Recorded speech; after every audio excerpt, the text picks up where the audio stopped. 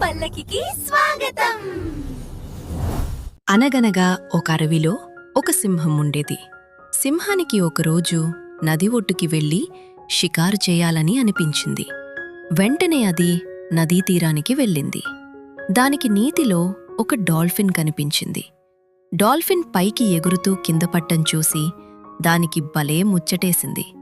చాలాసేపు డాల్ఫిన్ ఆటలను అలా చూస్తూ ఉండిపోయిన సింహం, నీటిలో ఇలా విచిత్ర విన్యాసాలు చేసే జంతువు మరొకటి లేదు. నేలపై నేను మృగరాజును, డాల్ఫిన్తో నేను స్నేహం చేస్తే ఎలా ఉంటుంది అని అనుకోని తన మనసులోని విషయాన్ని డాల్ఫిన్కు చెప్పింది. అది కూడా కాస్త ఆలోచించి సరేనంది. ఆ తర్వాత చాలాసేపు అవి కబుర్లు చెప్పుకున్నాయి. ఇంతలో సింహం పైకి ఓ అడవిదున్న వచ్చింది. సింహం దానితో తీవ్రంగా పోరాడింది.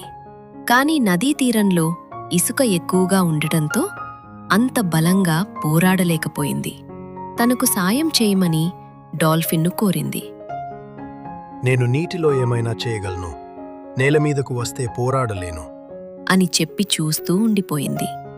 అలా చాలాసేపు సింహంతో పోరాడిన దున్న ఆఖరికి అలసిపోయి తన దారిన తను వెళ్ళిపోయింది. అప్పుడు డాల్ఫిన్, మిత్రమా, నువ్వు ఆపదలో ఉన్నప్పుడు నేను ఆదుకోలేకపోయాను. ఇక మన స్నేహానికి అర్థమేమిటి? నేను నీకు మిత్రుడిగా ఉండటానికి తగను అని బాధపడింది. అప్పుడు సింహం, నువ్వు నేలపై పోరాడగలిగితే నన్ను ఆదుకునేదానివే కదా. ఒకవేళ నీకు నీటిలో ఏదైనా ఆపద సంభవిస్తే నేను కూడా సాయం చేయలేను.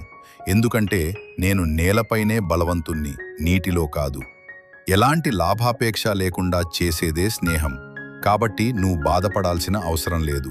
మనం ఎప్పటికీ స్నేహితులుగానే ఉందాం అని అంది. డాల్ఫిన్ చాలా ఆనందంగా, నీలాంటి మిత్రుడు దొరకడం నిజంగా నా అదృష్టం అని సింహంతో అంది. అప్పట్నుండి సింహం, డాల్ఫిన్ జాతి భేదం మరచి మిత్రులుగా జీవించసాగారు. ఈ కథలోని నీతి, ఎలాంటి లాభాపేక్ష లేకుండా ఏర్పడే పవిత్ర బంధమే స్నేహం. ఒకసారి ఒక వ్యక్తిని మిత్రునిగా స్వీకరించిన తర్వాత ఆ వ్యక్తిని ఎట్టి పరిస్థితుల్లోనూ విడిచిపెట్టకూడదు. కొత్త కథలు వినాలంటే సబ్స్క్రైబ్ చేయండి.